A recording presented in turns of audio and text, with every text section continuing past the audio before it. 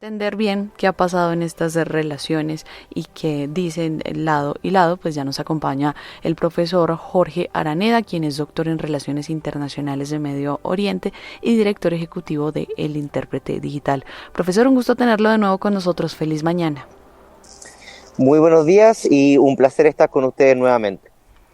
Profesor, ¿qué ha pasado desde la llegada de Donald Trump? Digamos que estas conversaciones se han intensificado últimamente, pero Irán sin duda pues sí siempre ha estado en el foco del mandatario estadounidense. Sí, de hecho, lo que se esperaba era de que hubiese una renovación de las políticas de máxima presión, que el primer mandatario golpeó duramente, de hecho, la economía iraní cuando fue su primer periodo. Los iraníes todavía no olvidan que Donald Trump en el ya pasado 2018 se retiró unilateralmente de los acuerdos nucleares que había firmado el 2015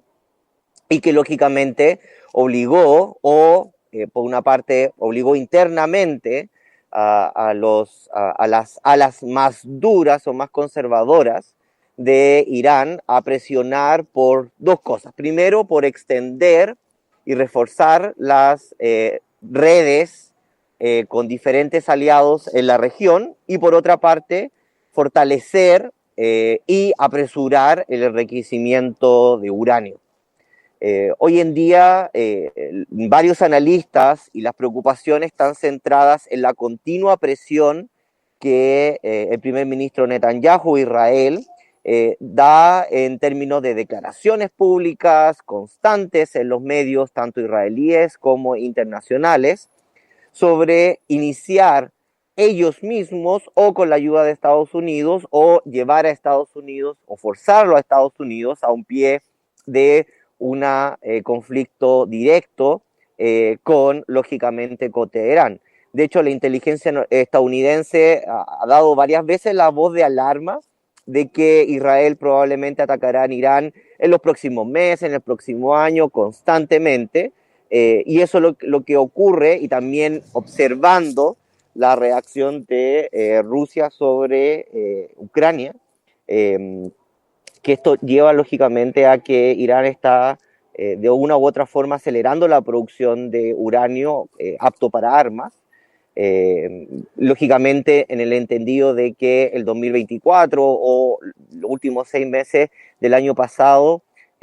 por las diferentes acciones de Israel, ha llevado a que Irán sienta de que está en una posición de debilidad, incluso similar a lo que fueron los fatídicos 4 años de guerra contra Irak, que terminaron no solamente con una economía destruida, sino lógicamente, con varias generaciones posguerra que tuvieron que reconstruir el país. Por lo tanto, es una situación bastante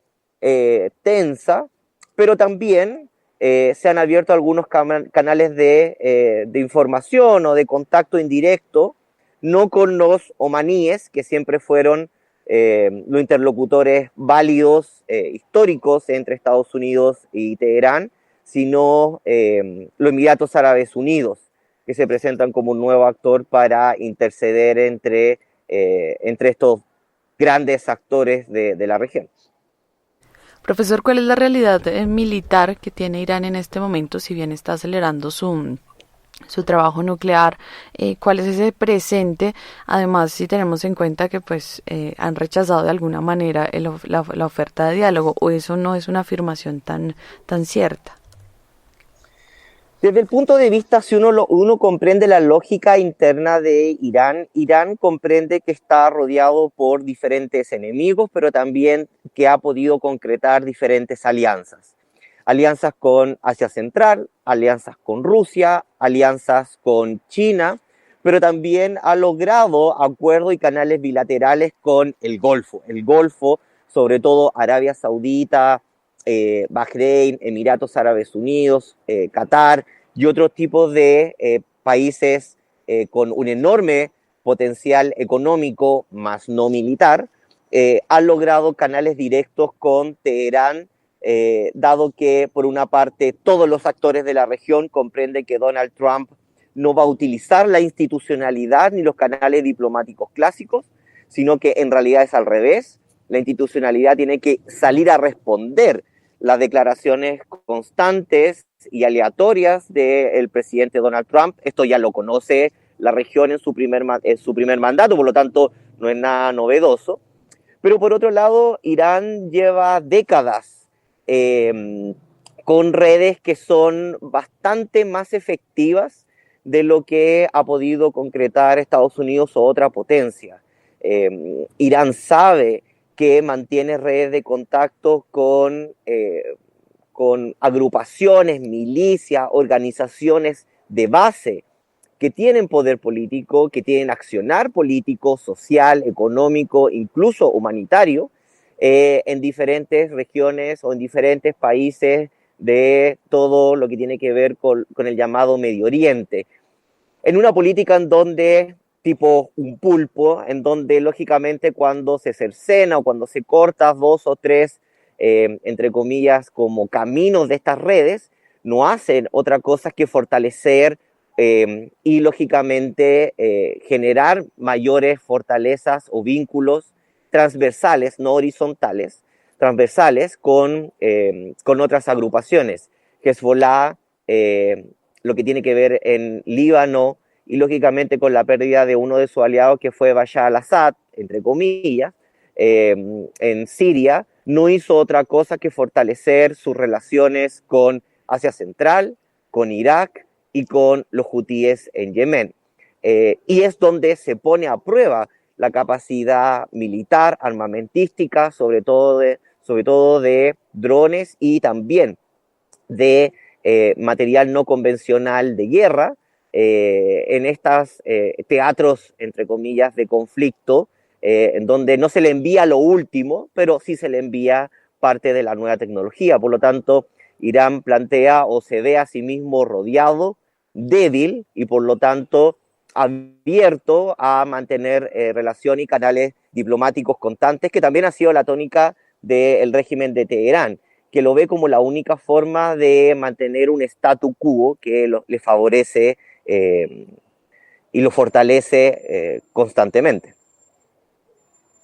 Profesor, ¿cuáles son los verdaderos límites e intereses que realmente tendría Irán en todo el escenario de Yemen? Y porque es que también siento que en algún momento hay una parte mediática donde Estados Unidos pues está atacando a Yemen y terminan involucrando, por ejemplo, a Irán en los titulares, pero ¿qué tanto es el interés que tienen sobre este territorio? Son varios. En primer lugar, primero hay que comprender que cuando uno ve los reportes, ve las declaraciones de los líderes hutíes, los hutíes comprenden que Irán es un aliado, un socio clave, pero no alguien que imponga la agenda sobre las políticas internas de los hutíes en Yemen, pero que llevan una lucha por décadas, siendo un conflicto de varias partes, no solamente con Estados Unidos. Sino también con otros actores de la escena política, tanto en Irak, en el Líbano, en Siria, etc. Irán comprende que la única forma de mantener las relaciones bilaterales, o entre comillas, las relaciones con estos grupos, milicias, paramilitares, terroristas, como se les quiese llamar, tiene que ver con un régimen de horizontalidad, no un régimen de donde Teherán impone política o directrices y los hutíes se ven obligados a responderlas. Eso por un lado. Por otro lado, también tiene que ver con una visión de Medio Oriente mucho más grande, mucho más estratégica y quizás mucho más coherente a largo plazo que lo que tiene que ver con la administración norteamericana. La administración norteamericana ha sido un desastre en lo que tiene que ver en las últimas décadas ya, quizás incluso antes de Obama,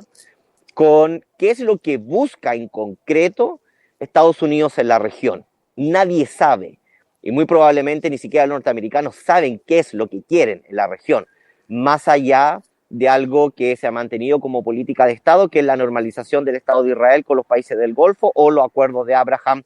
como se conocen popularmente.